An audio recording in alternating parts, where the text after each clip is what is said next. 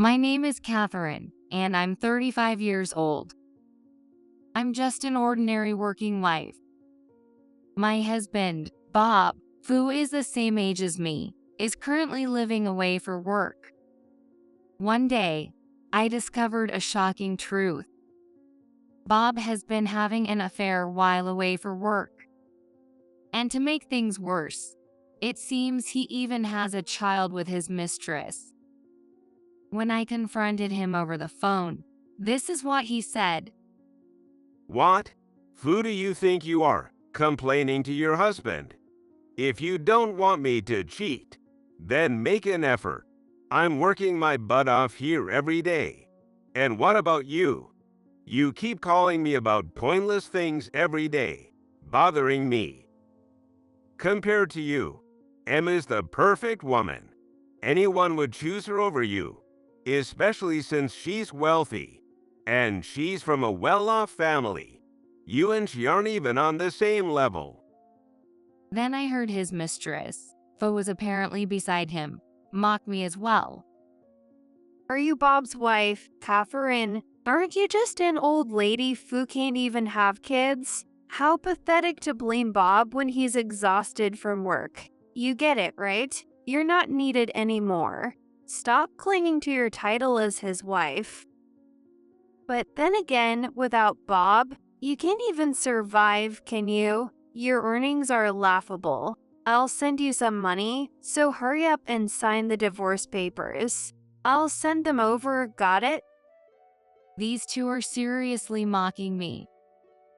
I'm not the type to back down after being humiliated like this. No, I won't divorce him. Be prepared for my full revenge. I said in a voice so cold it surprised even me. As I gripped my phone, I exchanged a glance with the person sitting next to me.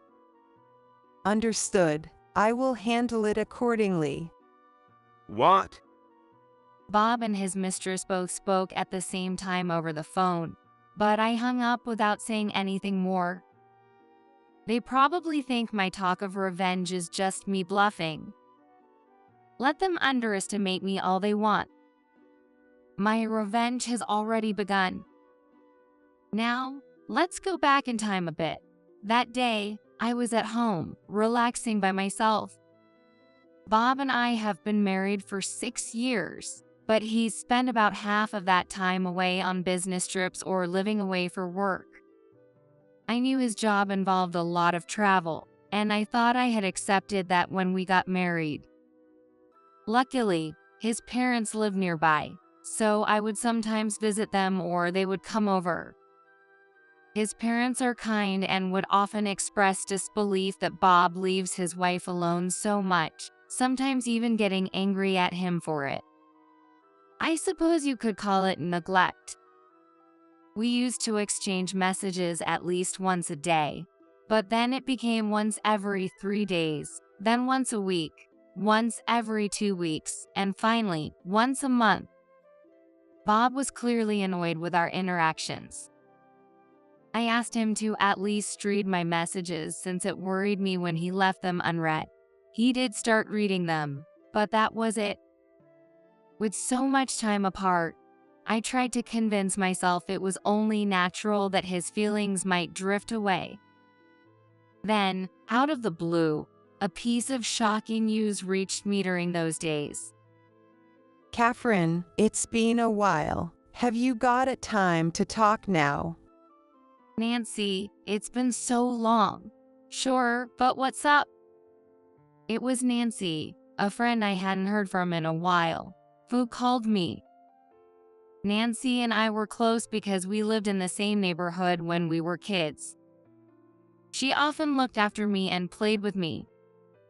Nancy, who's 7 years older than me, was really smart and would always help me with my studies. Although we had kept in touch regularly, it was only through messaging apps. It had been a long time since I last heard her voice over the phone. Hey, can I come over right now? What? Come over? To my place? Yeah, I'm nearby, and I have something I want to talk about in person. That's fine. I'll be waiting. What's this about all of a sudden? Puzzled, I began preparing to welcome her. Soon after, Nancy arrived, but what she said was a complete shock. Bob is having an affair. What? I was frozen by the unexpected remark. I saw Bob near my workplace. I hadn't seen his face since the wedding. He was walking with a woman, and she was carrying a child. When I listened more closely, it seemed like they were a married couple. And from what I could tell, the child seems to be Bob's with that woman. No way. From an outsider's perspective, they looked like a happy, loving family. But Catherine, you're still married to Bob, right? Yes, but I can't believe this. I was utterly confused. Bob having an affair. But somewhere in the back of my mind, a part of me thought maybe it couldn't be helped. Don't dismiss it like that. This is a clear act of betrayal. Nancy said firmly. I knew she was right. No matter the situation, Bob and I were still married. I couldn't and shouldn't forgive this. Instinctively, I grabbed my phone and tapped Bob's name. The ringing seemed to go on forever. What is it? Didn't I tell you not to call me unless it's an emergency? The moment I heard Bob's angry voice shouting at me, I felt a coldness settle inside. Yeah, this is an emergency. You're cheating, aren't you? What are you even talking about all of a sudden? Someone saw you with a woman and a child. They said you looked just like a real family. What? You're just jumping to conclusions based on that. That's ridiculous. And who exactly saw me? You're just making stuff up. That's not all. We have photographic evidence, too. Nancy had taken pictures of Bob, the woman, and the child together. This is absurd. What evidence? You're talking nonsense. The only one talking nonsense here is you. Just admit it. You are cheating, aren't you? I spoke in a firm, decisive tone. It was the strongest tone I had ever used. Bob hesitated, caught off guard for a moment, but quickly became defiant. Yeah, fine. I'm cheating. So what? So what? Are you serious? Shut up. Who do you think you are, complaining to your husband? Then came a flood of insults. His mistress, Emma, who was apparently next to him, joined in, and the situation quickly escalated into chaos. But this was only the beginning. I will get my revenge, completely and utterly. As I declared that, I exchanged a knowing glance with Nancy. She nodded, her expression professional. I hung up the phone and took a deep breath. Sorry, Nancy, will you help me? Of course, I was going to help you anyway. I can't stand to see my sweet Catherine hurt by such a jerk. Nancy gave me a thumbs up. And so, our plan for revenge was set into motion. First, I started gathering concrete evidence of the affair. Luckily, they weren't the type to change their behavior just because their infidelity was exposed, so I was able to collect plenty of incriminating photos. It was clear they were completely underestimating me. My anger toward them kept growing. About a month later, Bob contacted me. I'm bringing Emma with me this Sunday. You'd better have your things packed by then. Yeah, make sure everything's cleaned up nicely for us. Their arrogance was still infuriating. In fact, Ever since I found out about the affair, several divorce papers, already filled out, had been sent to my house. It seemed Emma was serious about her threats. Since I haven't responded at all, they're probably planning to come back and talk to me directly. Fine, I'd confront them that day as well. And so, Sunday arrived. The moment Bob and Emma saw me waiting quietly at the door, they started hurling complaints. It's good to be back in my house, though it looks like there's still an unwanted guest around. No way, she's really still here. How shameless can you get? Or are you just trying to get sympathy? Well, it's pretty pathetic, honestly. You can survive without my generosity. It's a waste to spend money on someone like you, which is why I haven't put much into our joint account for the past few months. Besides, it's way more meaningful to spend money on us. Oh, speaking of money, here you go. Emma dumped the contents of the paper bag she was holding onto the floor. Bundles of cash, still wrapped in bands, tumbled onto the floor one after another. She sneered, her lips twisted in a smug grin.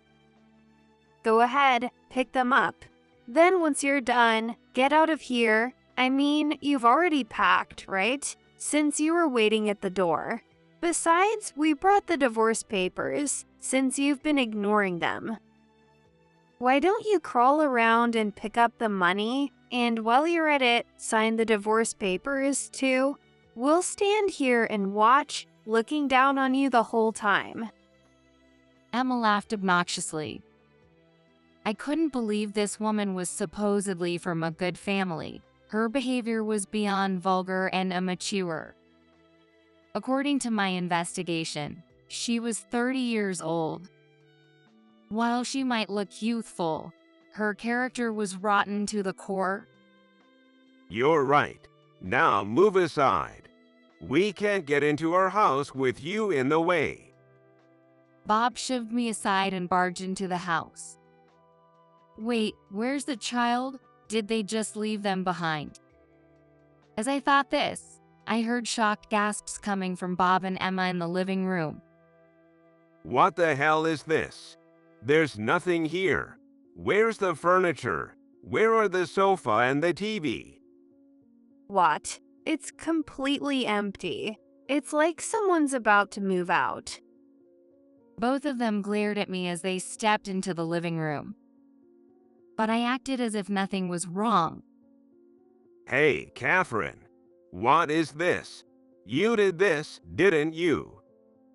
Well, as you told me, I packed everything and cleaned up the house. Doesn't it look much nicer now? What are you talking about? You were supposed to pack your stuff. You're the one who's leaving. So why did you touch my things too? Oh my, is that what you meant? You should have been clearer. I accidentally ended up cleaning and packing the whole house. They both looked furious, veins bulging on their foreheads. Are you doing this to spite us? Throwing out our stuff? We should sue you. Oh, I didn't throw anything away. Don't worry, your belongings and the furniture from the house have been stored safely with a trusted service. They still seemed usable. What? But more importantly, your main request is for me to divorce you, right? When I said that, they suddenly became very confident. Yeah, exactly. You get it, don't you? Now just sign the divorce papers already. That's right. Stop dragging this out with your pointless stints and just divorce Bob. You old hag, don't you realize that with my family's power, we can do whatever we want to you? You should be grateful we haven't crushed you yet. When you say your family's power, you mean your parents' power, right? That's right. My family is powerful. You know who we are? We're part of a conglomerate involved in various businesses, and we're rich. With my parents' influence, we could easily push you to the bottom. I see. So you're relying on your parents' power, not your own. Seeing that her threats had no effect on me, Emma stomped her foot in frustration. Even in that gesture, her immaturity was evident. What a disgusting attitude. I'm serious. My family is really powerful. You'll regret messing with us. Yeah, who do you think you are, acting so smug? You're way out of line. Is that so? And what exactly will happen to me? Well, oh right, we have a lawyer, a corporate counsel. Isn't that amazing? I'll have them sue you for alimony. That's a great idea. You emptied my house, and I'm devastated. You should pay for my emotional distress. They started spouting ridiculous claims. Devastated?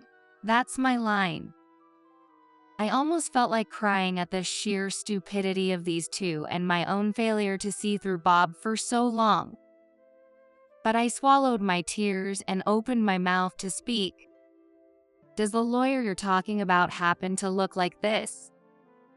With those words, the door to the next room opened. It was Nancy who appeared. In her hands, she was holding a smartphone and a laptop. What are you doing here? Do you know her, Emma? Know her? That's our family's lawyer. My dad has a personal contract with her. I've met her before. There's no way I'd mistake her. Yes, as Emma said, I am one of the lawyers contracted by her father. Nancy looked at Bob and Emma and spoke confidently. That's right, Nancy is a lawyer.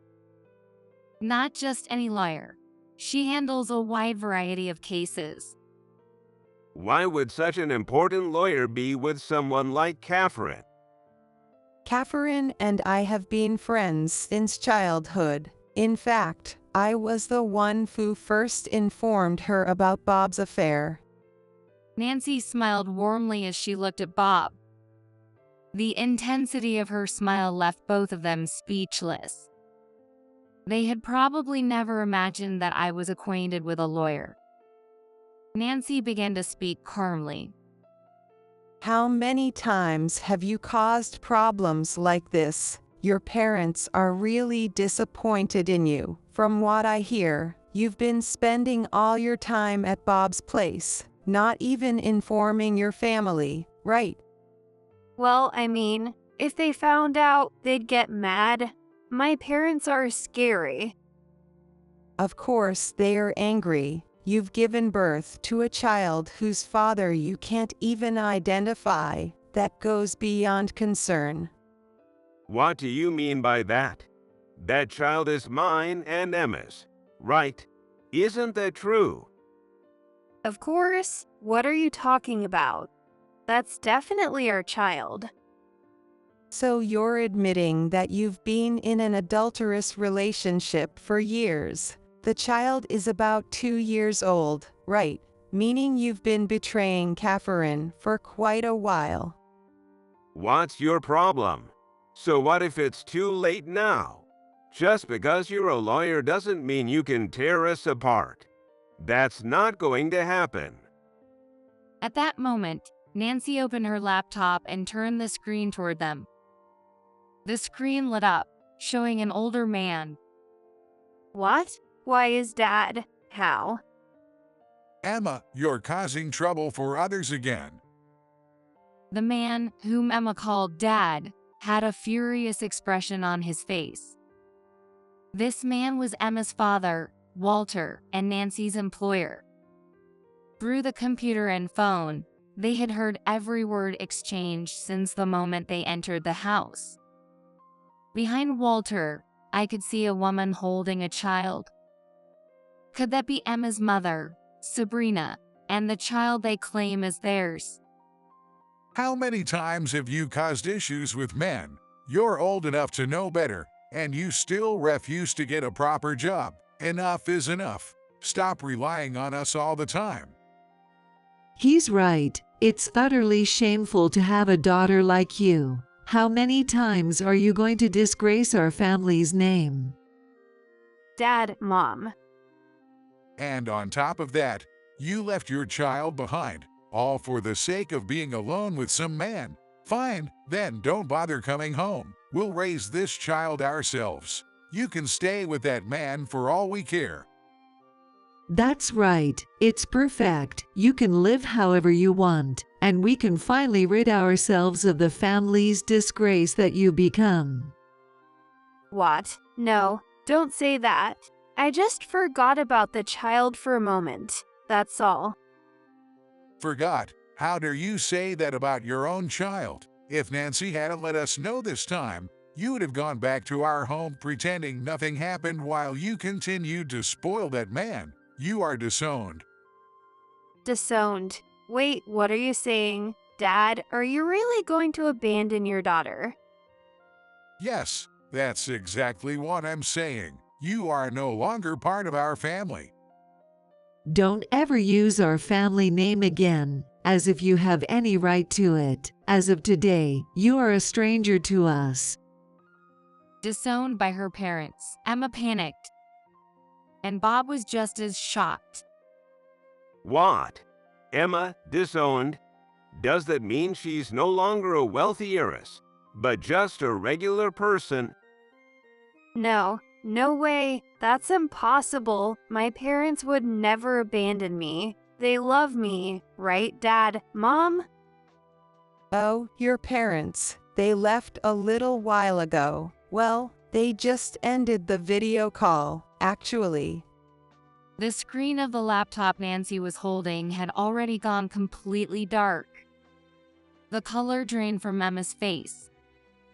Seeing her expression, Bob subtly stepped back, putting some distance between them. How much were you relying on her family? Just because you're with her doesn't mean her family's wealth becomes yours. What are you talking about? You set this whole thing up, didn't you? How dare you? Sorry, but the revenge has only just begun. I wasn't afraid of these people who could only glare at me.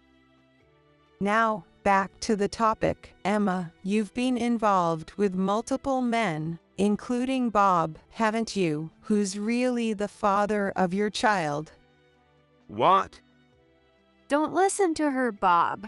She's making this all up. Can you still say that after seeing this? Nancy scattered a stack of photos across the floor. The images showed Emma arm in arm with various men, hugging and even publicly flirting. Bob's eyes widened as he took it all in. What is this? Why? Emma dropped to the floor, frantically trying to gather the photos, but the damage was already done. The images were burned into Bob's memory. Emma, what's going on here? These are men you used to date, and you're not seeing them anymore, right? Just say it clearly that it's only me now. Of course. This is all a setup to bring us down. It's not a setup. It's simply the truth. In fact, I spoke to one of the men. He said he met you through a dating app about 3 years ago. He also mentioned that over the years, you'd meet up for dates, take trips together, and enjoy a long-term relationship. According to him, you were generous with money, knew all the fancy hotels, and always had several men on standby. He said you were the perfect fun companion. He also mentioned a period where you suddenly stopped contacting him for a while. Were you pregnant with the child during that time? What is this? Bob's angry gaze shifted from me to Emma. Emma, her face pale, shook her head desperately. I don't know. I don't know anything about that. They're all lying. But we have these photos. What's the truth? Emma, you told me that child was mine, didn't you? I don't know. I thought he was. He even looks like you. Emma was on the verge of tears. At that moment, Bob's phone rang. He looked at his phone with a scowl, his face momentarily showing panic before he tapped the screen.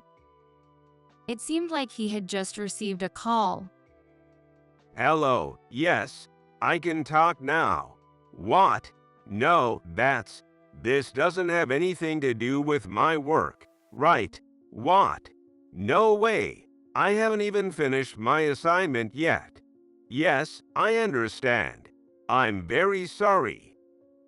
When Bob hung up the phone, he looked just as pale as Emma. What's wrong? Well, my boss just called. I don't know how, but he found out about the affair and scolded me, asking what kind of trouble I'm causing while I'm supposed to be working away from home.